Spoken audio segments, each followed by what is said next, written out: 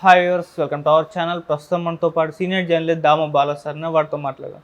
నమస్కారం సార్. నమస్తే సార్, జగన్ అధికారంలో ఉన్నప్పుడు ప్రవేశపెట్టిన పథకాల పేర్లన్నీ కూడా ఇప్పుడు మార్చేశారంట కదా. అంటే ఆ పథకాల పేర్లు ఎందుకు మార్చారు, మరి దీని వెనుక లోకేష్ గారు అండ్ పవన్ కళ్యాణ్ గారు ఇన్వాల్వ్ అయ్యి మార్చారంటున్నారు. మార్చడానికి గల కారణాలు ఏంటి, ఏ పథకాల పేర్లు మార్చారు సార్?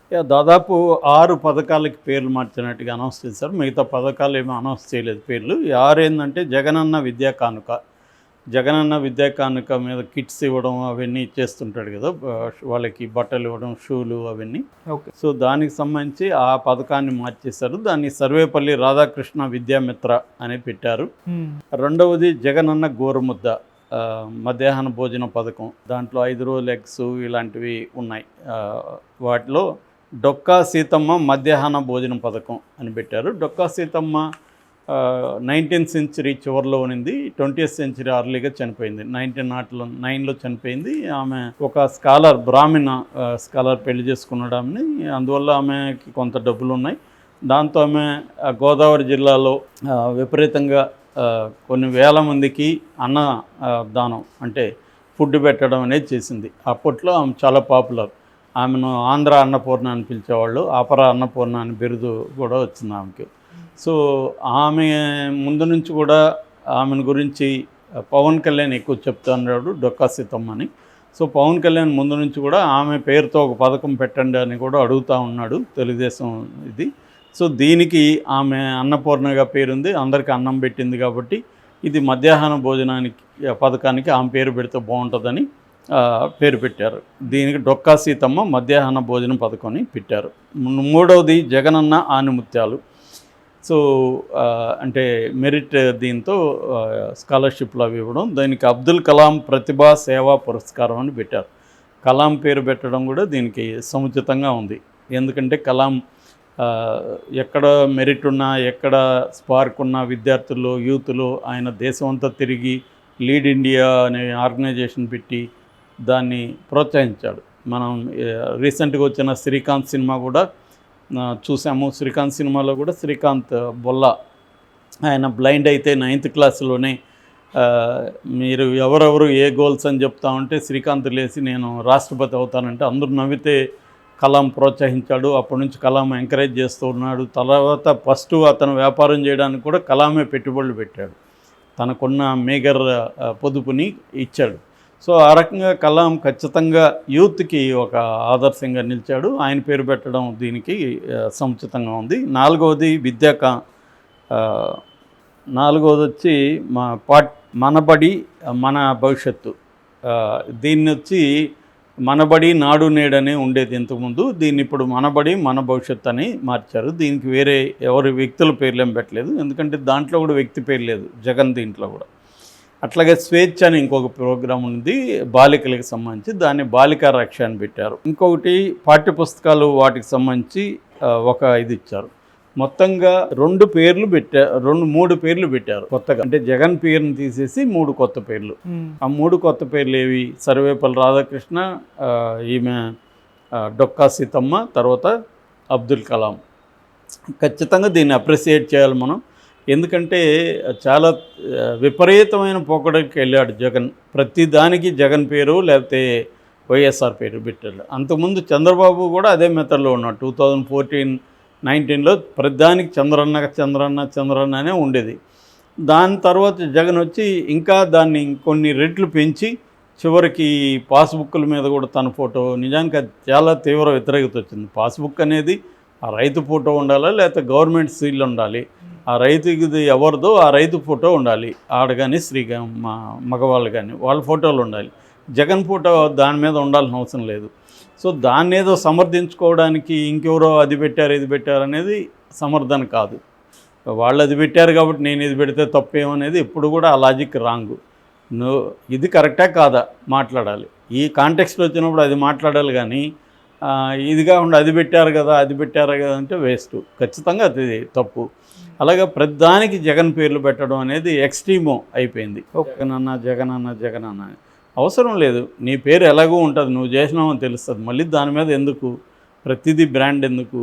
ఇదేంటంటే ఒక రకమైన ఇన్ఫీరియర్ లేకపోతే ఇన్సెక్యూరిటీ నుంచి వస్తుంది. మన పేర్లు పెట్టకపోతే మనం మర్చిపోతారేమో జనం అని వస్తుంది తప్ప కరెక్ట్గా అర్థం చేసుకుంటే బ్రాండింగ్ అనేది వెరీ ఇంపార్టెంట్. బ్రాండింగ్ను నువ్వు ప్రతిసారి నీ పేరు పెడితేనే బ్రాండింగ్ నీకే అవుతుందనే అవసరం లేదు. నువ్వు కరెక్ట్గా ఆ పథకాన్ని అమలు ఇప్పుడు రాజశేఖర రెడ్డి ఉన్నాడు, ఆరోగ్యశ్రీ ఆయన పేరు పెట్టినా పెట్టకపోయినా రాజశేఖర రెడ్డి అంటే ఆరోగ్యశ్రీ, ఫీజు రీయింబర్స్మెంట్, ఈ రెండు ఇప్పటికీ గుర్తున్నాయి. 108 ఇవన్నీ గుర్తున్నాయి కదా. సో రాజశేఖర రెడ్డి పేరు ఉన్నా ఒకటే, పేరు లేకపోయినా ఒకటే, వాటిని ఎవరు మర్చిపోరు. అట్లాగే ఎన్టీఆర్ అంటే కొన్ని ఇవి ఉన్నాయి. అట్లా ప్రతి ఒక్కరికి వాళ్ళు చేసిన ఇది అనేది నిలిచిపోతుంది. ఇప్పటికి కూడా రేషన్ బియ్యం అనగానే ఎన్టీఆర్ పేరే చెప్తారు. సో రేషన్ బియ్యంకి ఇప్పుడు ఏ పేరైనా రాజీవ్ గాంధీ రేషన్ బియ్యం, మోడీ రేషన్ బియ్యం ఏదన్నా పెట్టు, రేషన్ బియ్యం అనగానే నీకు ఫస్ట్ గుర్తొచ్చే పేరు ఎన్టీఆర్. అలాగా నువ్వు ఆ రకంగా జనంలో నిలబడాలి. కానీ నా ఫోటో పెడతాను, నా పేరు పెడతాను ప్రతిదానికంటే అది మొహం ఎత్తుతుంది, జనాలకి వ్యతిరేకత వస్తుంది. అదే జరిగింది. సో ఆ రకంగా ఇప్పుడైనా మేబీ ఇప్పుడు కూడా పవన్ కళ్యాణ్ లేకపోతే ఈ పేర్లు పెట్టుంటారనే డౌటే. పవన్ కళ్యాణ్ ముందు నుంచి కూడా నేషనల్ లీడర్ల పేర్లు, మన ఆంధ్రాలో లీడర్ల పేర్లు పెట్టండి అని చెప్పాడు. అది కొంతవరకు మంచిదే. ఎందుకంటే ఇప్పుడు డొక్కా సీతమ్మ ఎవరో తెలియదు, ఇప్పుడు ఎవరు అని అందరూ అడుగుతారు. ఆమె ఇట్లా అన్నం పెట్టిందంటే అది కొంత ఇన్స్పిరేషనల్గానే ఉంటుంది. అట్లాగే చాలామంది చాలా ఏరియాలో పెట్టుంటారు, ఇప్పుడు కూడా పెడుతుంటారు. గ్రామాల్లో వెళ్తే పెట్టేవాళ్ళు బోల్డ్ మంది ఉంటారు.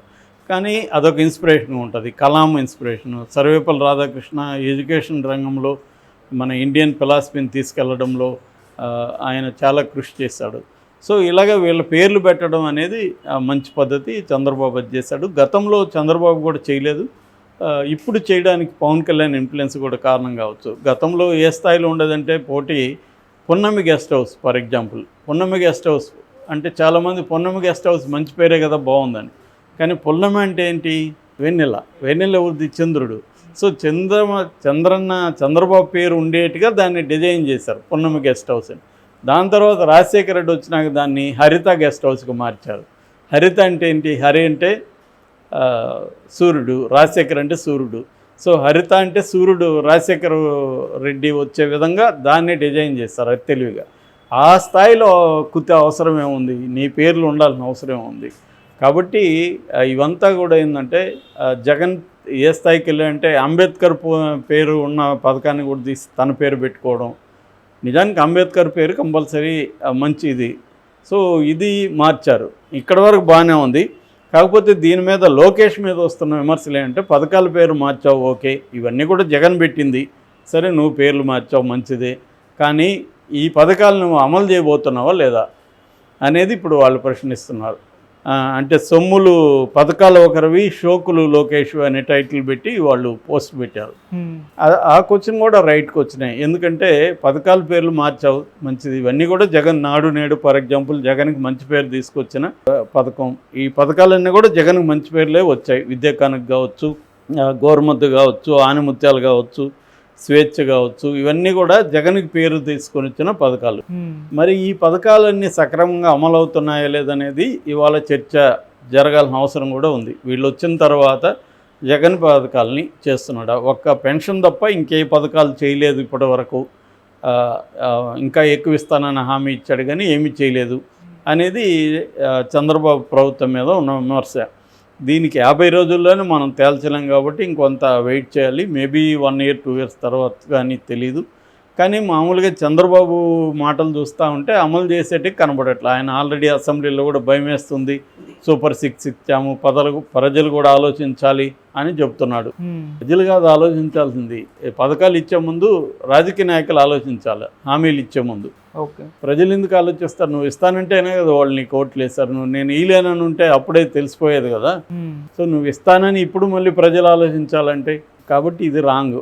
సో అందువల్ల ప్రజలు మరి దీన్ని ఎలా రిసీవ్ చేసుకుంటారని చూడాలి. పథకాలు ఖచ్చితంగా తను చెప్పిన మాట కట్టుబడి చేయాలి, చేయకపోతే హామీలు ఇవ్వకూడదు. సో అట్టప్పుడు నేను ఇంకా హామీలు ఇవ్వను, ఇప్పుడు హామీలు ఇచ్చింది నేను తప్పైనానన్నా ఓపెన్గా చెప్పాలి. సో ఈ ట్రాన్స్పరెన్సీ ఎవరిలో లేదు, ఏ రాజకీయ నాయకుల్లో కూడా లేదు. సో దీనివల్ల ఈ పథకాల పేర్లు మార్చడం అన్ని ఖచ్చితంగా అప్రిషియేట్ చేయాలి. అట్ ద సేమ్ టైం వీటిని అమలు చేయకపోవడాన్ని కూడా క్వశ్చన్ చేయాలి. Okay, thank you so much.